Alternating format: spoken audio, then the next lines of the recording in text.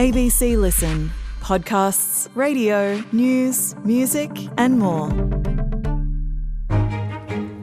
Hi, I'm Patricia Carvelis, the host of Politics Now, the ABC's podcast unpacking the latest political news when it happens. Every weekday you'll hear me and the sharpest political minds at the ABC. Me, Jacob Grieber. Me, Raph Epstein. Me, Claudia Long. Me, David Spears. And me, Melissa Clark, in the chair for Fran Kelly for The Party Room every Thursday. So join me for Politics Now, download and follow on the ABC Listen app. People don't like to think of themselves as shallow. But there's this film that caused a buzz this year that kind of asks, what if we are? It's called Materialists, and it's about the way we judge other people for their age, their income, and even their height. In the movie, some characters are prepared to go to great lengths to avoid that judgment. And it turns out the same is true in real life. I'm Thomas Ariti. This is the second episode of Before and After, a 4-part series by Background Briefing. It's about what happens when the internet tells you what's wrong with you and tries to sell you the solution. It's reported by Emilia Terzon. Hey Emilia, what have you been looking at? Hey Tom, I've been looking at these testimonial videos. Testimonial videos? Yeah, so they're on this YouTube account which has tens of thousands of followers, and these videos often have these people standing in front of this bright orange wall and they have this gigantic ruler behind them. Okay, is it someone getting measured for their height or for their width? It's about their height.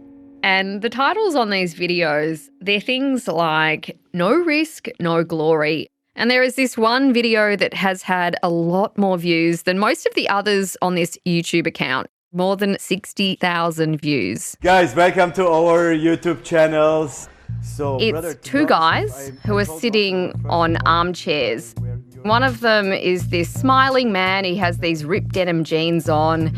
And then there's this other man next to him who is towering. He is gigantic. He's got these shoulders and arms. He looks like he's a bodybuilder. And the guy in the ripped denim jeans, he's calling the super muscular guy the Hulk.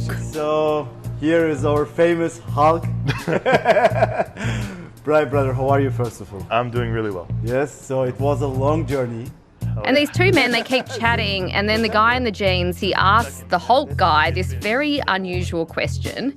He says to him, what was your starting height and what is your current height? And this guy replies, It was approximately 183 and my current is just over 198. 198? Yeah, it's like 198.2. That's a significant change in his height, right? Yeah, it's a pretty wild story. He's gained 15 centimetres or 6 inches. He wasn't a short guy. He says in this video that he wanted to go through this procedure because he felt that his legs were too short for his body. When I found out that you could lengthen your legs, I thought, sure, why not? How hard can this be? It turns out I'm very optimistic. So what's he done to his body? The Hulk has done this thing called cosmetic limb lengthening. Cosmetic limb lengthening. So it's almost stretching your limbs with the goal of getting taller, of gaining height. Yeah, pretty much, Tom. So how does that work? Well, this is a really serious surgery. It involves surgeons breaking your legs, and then they put rods inside either your femur or your tibia and they close you back up. And then over several months, the rods that are now inside your leg, they stretch and the leg or the bone tries to regrow. So those contraptions on your legs are stretching your muscles and you've broken your bones to enable them to grow. Yep, very slowly. And it's not just your bone that's getting stretched by less than 1 millimetre a day. It's also your tendons are stretching. Wow. Your nerves are stretching. Your muscles are stretching. And once you're done with this leg lengthening process, you have to learn how to walk again. Your recovery can take months or years. The procedure itself is a well-established practice. Orthopaedic surgeons have been doing it for decades for medical reasons, like to help someone who has one leg shorter than the other.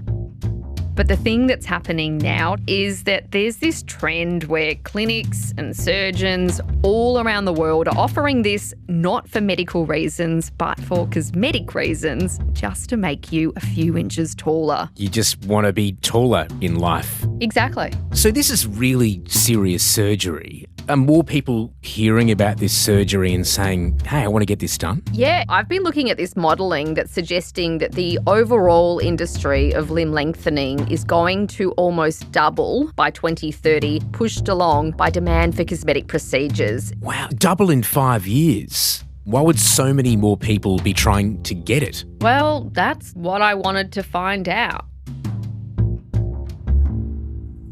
Hello. Hi, Emily. Can you hear me? Yep, I can hear you. Jack is in his late 20s. He doesn't want us to use his real name because his family doesn't approve of what he wants to do. Jack lives in Australia, but he grew up in Pakistan. He wasn't the shortest kid in class, but then he hits puberty and he realises, I'm not growing as tall as the other kids. So people start mocking about my height and people start saying that I'm short. And he feels it's kind of cutting him out of the dating pool. Is he a short guy? A particularly short person? Well, I asked Jack and he actually couldn't tell me. So I'm in between like 5'3" to 5'5". I never measured my height, okay? And I'm not going to measure my height because it will make me depressed. Okay, so it's obviously a huge sensitivity for him. Yeah. And growing up in Pakistan, he's dealing with this insecurity and this niggling feeling by doing things like wearing insoles in his shoes. So they're little things you put inside your shoes to lift you up a little bit higher. And when I wear insoles, I felt like very confident. I basically start depending upon them. So I stopped using anything apart from the shoes or joggers. And he's feeling less conspicuous about height. I was like focused on other areas of my life, okay? And I totally forget about my height. And then Jack moves to Australia. Okay. He packs his bags, he gets on the plane from Pakistan, and he says the second that he touches down in Australia, I start realizing the world had gone taller. he feels like the world is growing taller. And obviously there are a lot of taller boys over here. He just feels even shorter in comparison. It instantly start affecting me more and I started feeling more depressed. I was like feeling that maybe I will be judged based on my height. It's not necessarily that people are teasing him about his height or anything like that, is it? It's something that he feels internally. It is an internal feeling, but at the same time, Jack says that when he's on his mobile phone, he's being absolutely flooded by all of this content. Sorry, I'm not into short guys. The truth about height is that it matters a lot. Probably the worst heights to be if you're a guy. Definitely 5'6" or below. I told my dad that I went on a date with a guy who was in an open relationship, and my dad said, "Why would you do that?" And I said, "He's 6'4". Avoid wearing long or oversized tops, which can visually shorten the legs. Ideal height is somewhere between 5'7" to 6 foot. We are going taller. We are going even taller than before. It's actually crazy. Everything related to the height, like girls are saying that they need heighted people. Everyone is like mocking short kings. And remember how I told you that he was wearing insoles in Pakistan to deal with this? Yeah. He's still wearing these shoes to make himself feel a lot taller, but he becomes reliant on them, like scared of taking them off around other people. He doesn't want to go anywhere with his new friends that he'd have to go out barefoot. So going to the pool, going to the beach, that's all being ruled out at this point. I was not feeling much confident exposing myself to the people, okay? And then this became my mental habit. Jack is feeling really bad. I was feeling suicidal. I became more and more depressed. He books in to see a psychologist, but it's not getting rid of this feeling.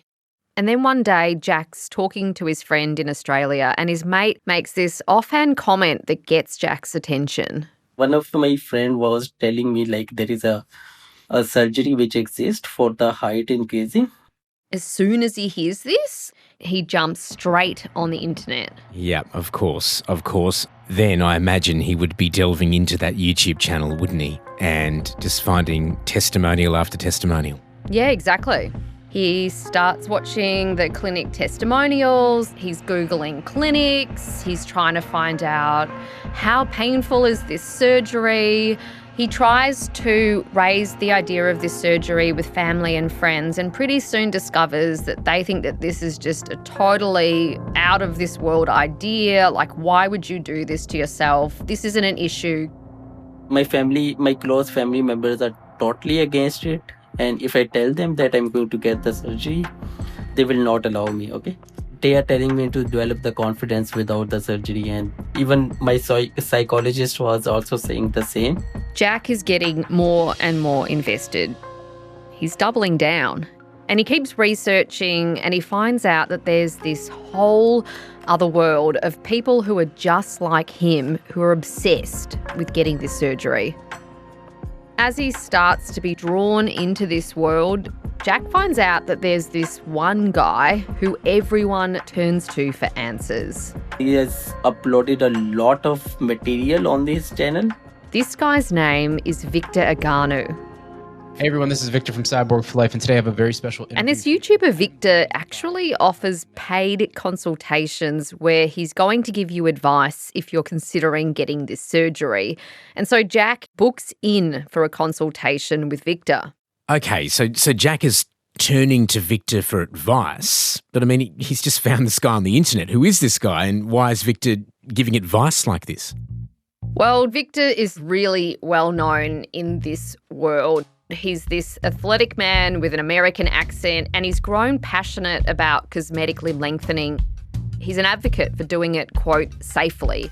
He calls himself Cyborg for Life. Okay, that makes me think of the Terminator, cybernetic organism. Yeah, this is actually a reference to the metal rod that was implanted in Victor's leg 13 years ago to make it longer, to fix a stunted leg that he'd injured as a kid in a roller skating accident. So for medical reasons, so not for the cosmetic reasons we've been discussing. That's correct. And Victor actually didn't realise that people were doing this procedure for cosmetic reasons to get taller until about 8 years ago when he makes this fortuitous decision. I was posting a video on Instagram and it was about me doing some squats, and I said this wouldn't be possible if it wasn't for my leg lengthening surgery. And before I knew it, I had some people reaching out to me to say, hey, can I ask you a little bit about your experience? Victor is soon getting all of these people in his DMs telling him that I feel short, I face height discrimination. What's your advice on this surgery? And Victor is not a doctor. He's not a psychologist, but he has had this surgery and soon people are just trusting him with all of their questions. I was a little stunned. I was a little shocked. I wasn't judgmental.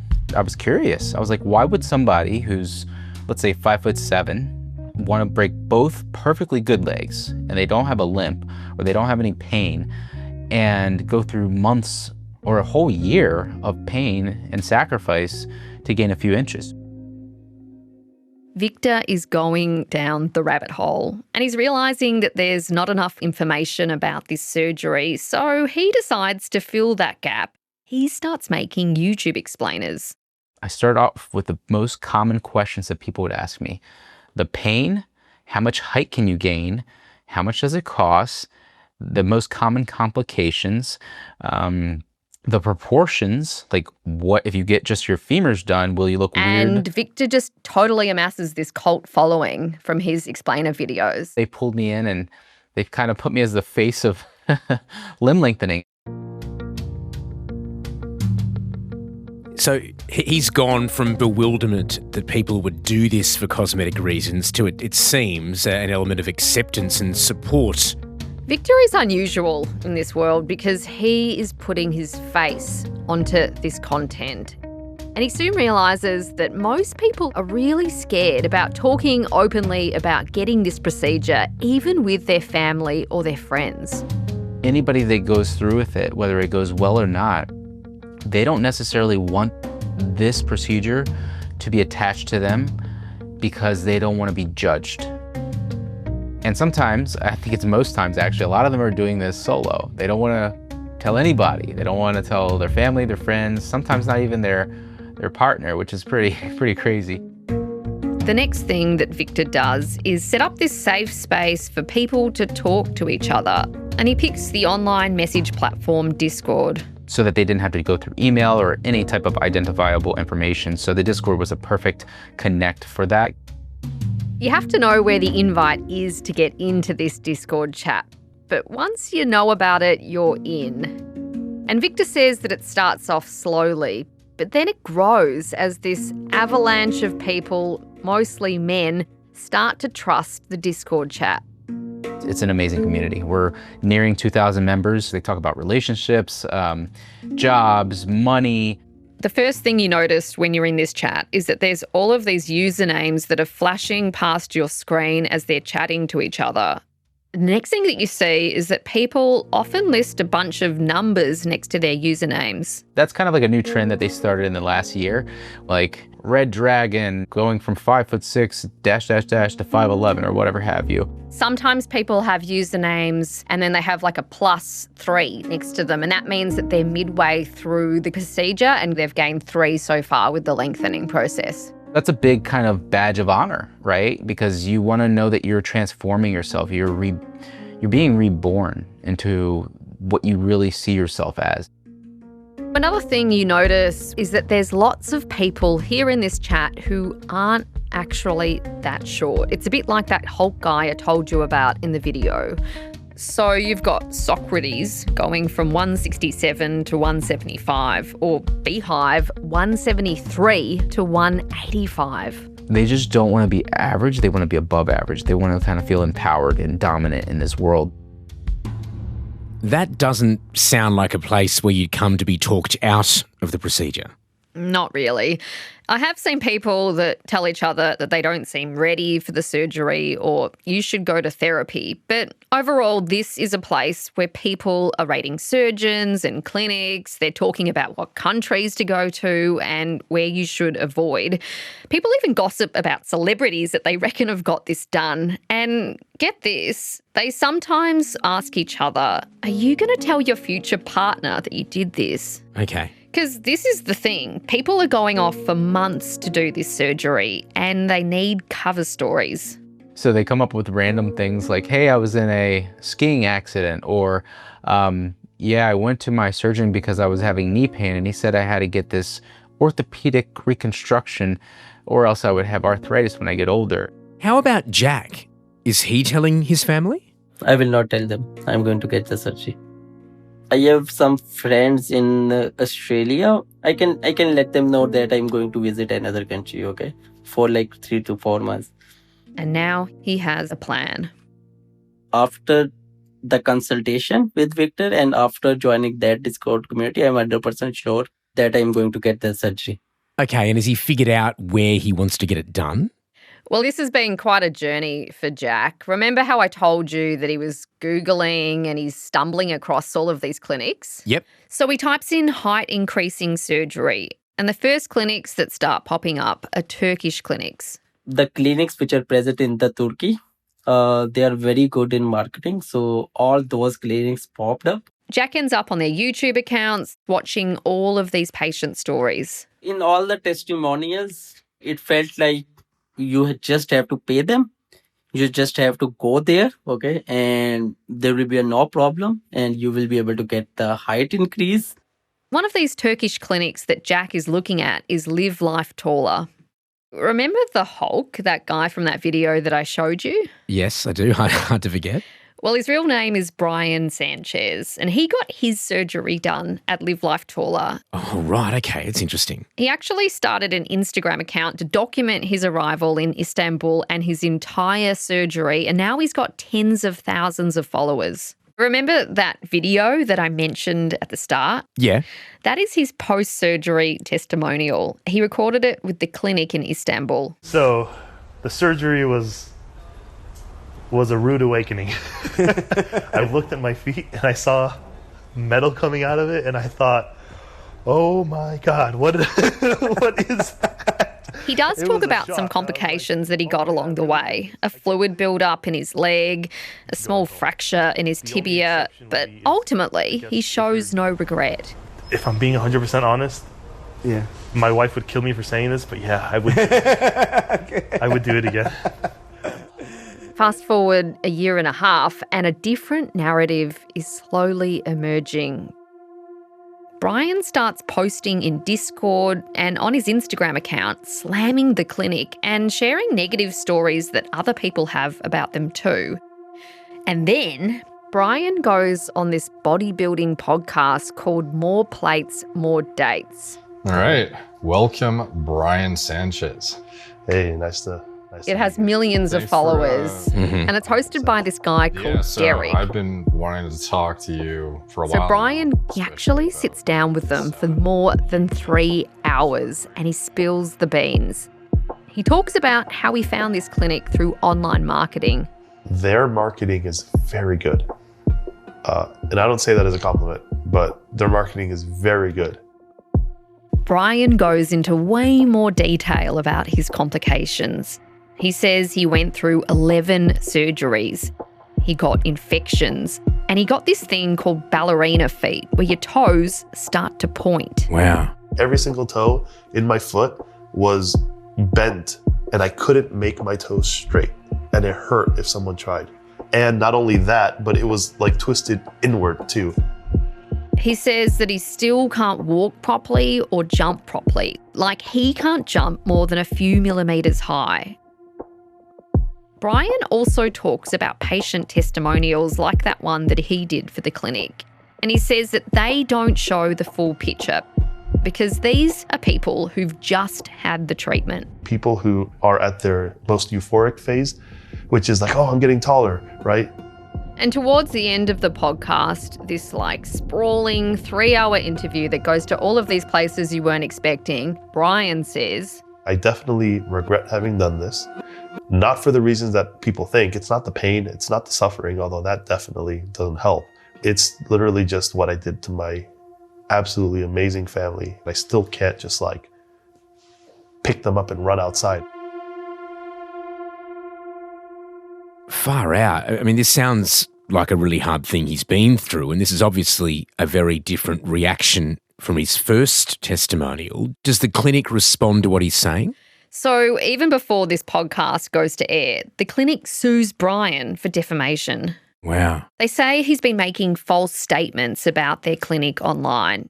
And they claim that they're losing patients, that people are cancelling surgeries with them, and they're losing hundreds of thousands of dollars. And they actually accuse Brian of blackmailing them. Blackmail? Yeah, they claim that Brian had asked them for $120,000 US. And when they didn't pay up, he started to badmouth them on social media. What happened next? Well, Brian lodges a counterclaim to this suit lodged by Live Life Taller. Okay. He denies the blackmail claim and he reiterates that he's allowed to speak out about his experiences to, quote, warn others. Because I really just don't want people to be doing this and getting screwed over and then having to live with the regret of having done this.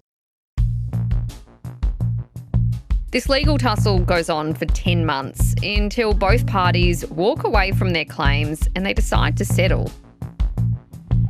We don't know about the terms of this settlement, but just days after this case is dismissed, Live Life Taller posts a new video on its YouTube page.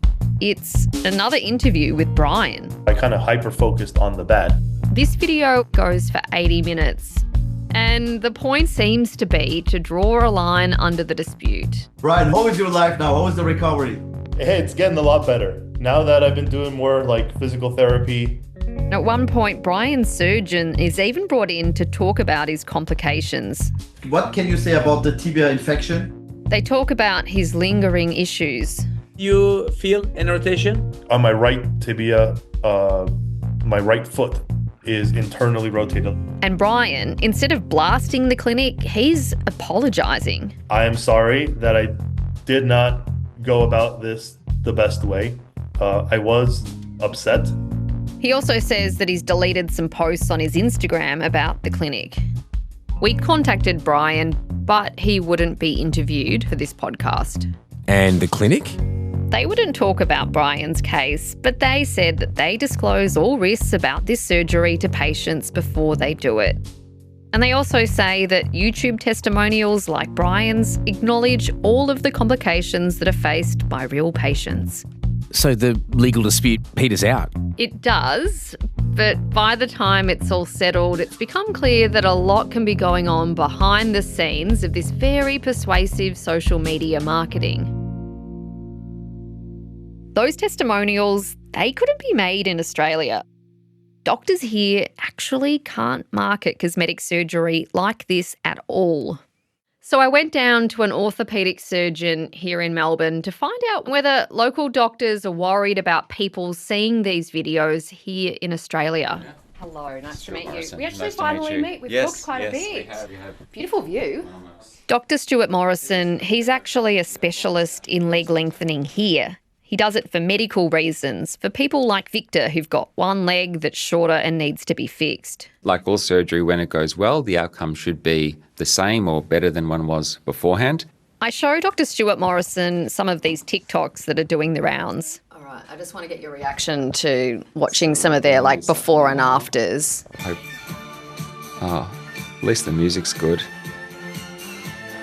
And he pauses the TikTok and he turns to me and goes, These before and after photos, you could see a happy smiling person, but you look a bit deeper and I think you can see the strain in their face. And the real testimonial you'd want to see is one that's done a whole year after the surgery. Once when you're walking around and catching trams again, that's the video I'd like to see to know that an operation's gone well. And he is really worried that people can still view this content here. You're only seeing the good news stories on these websites, and that differs from, while it's a lot more boring talking about complication percentages and rates, they're the things patients need to see before they embark on this journey. It turns out that Dr. Morrison's the guy that sees all of the bad news stories. Over the last couple of years, he's seen about 10 people who've gotten their surgery overseas and then they come home to Australia with complications. The centres where I've treated numbers of patients from have come from Turkey and from India. And they're not coming home happy. The ones who I have seen usually arrive quite deflated. They've embarked on this process, they've paid a lot of money. I'm seeing them at the 5-month mark, the 6-month mark, where something's gone less well. They're a bit annoyed at themselves perhaps for going overseas. Dr. Morrison tells me about this woman who'd come into his rooms one day after she'd had surgery at a clinic overseas. Now, we need to emphasise, Tom, that we're not talking about Live Life Taller here, that place where the Hulk got his surgery done. Okay. And this woman, according to Dr. Morrison, had her lower legs lengthened by about 5 centimetres. One of them had gone really well. One of them had slowly, with time, not that you could really notice it seeing it daily, but it slowly bent onto about a 30-degree angle. That was a complex situation because that required secondary surgery to correct that, which was a lot to sort out back here in Australia. Dr. Morrison says that he was able to correct this deformity, but it left a lot of scarring on her lower leg. I think she felt pretty silly. She was a high-functioning professional, very used to being in control of everything with good amounts of information. That's a pretty humbling thing to see as a doctor. Dr. Morrison isn't opposed to cosmetic limb lengthening. He actually does it for a small number of Australian patients.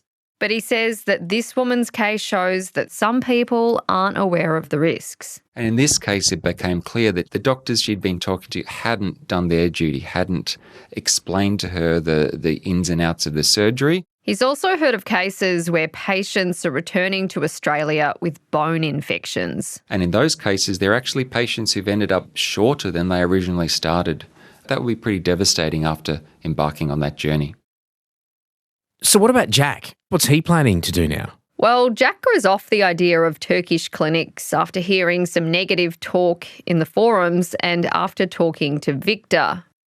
But he keeps digging, and eventually he hears about this one-stop shop clinic in South Africa. I'm going to get the surgery from the top class surgeon. I will wait for another 7 to 8 months. It's more expensive than going to one of the Turkish clinics, but he thinks he can find the extra cash. I will gather up more money, okay? Obviously, it's my money which I'm going to invest on myself.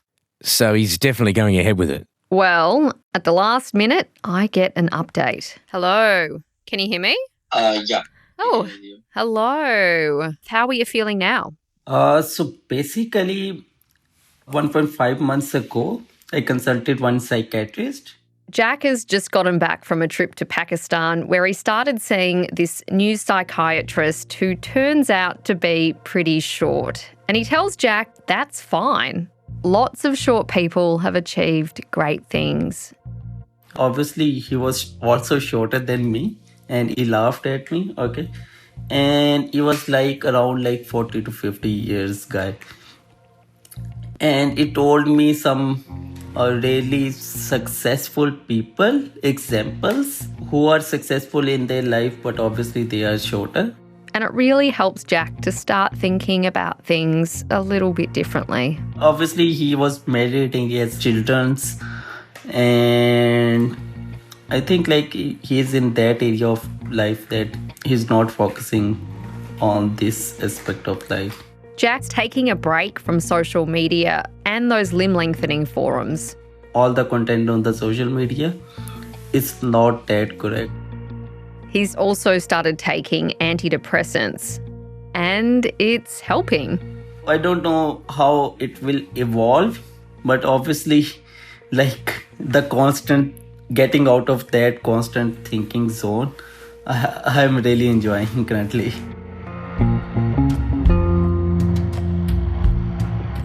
Next time on episode 3 of Before and After, the popular cosmetic that could stay in your body longer than you think. She actually said to me, don't you want to look like me? Look how great I look, refreshed. And I said, yeah, I'd love to look like you. That's next week on Background Briefing.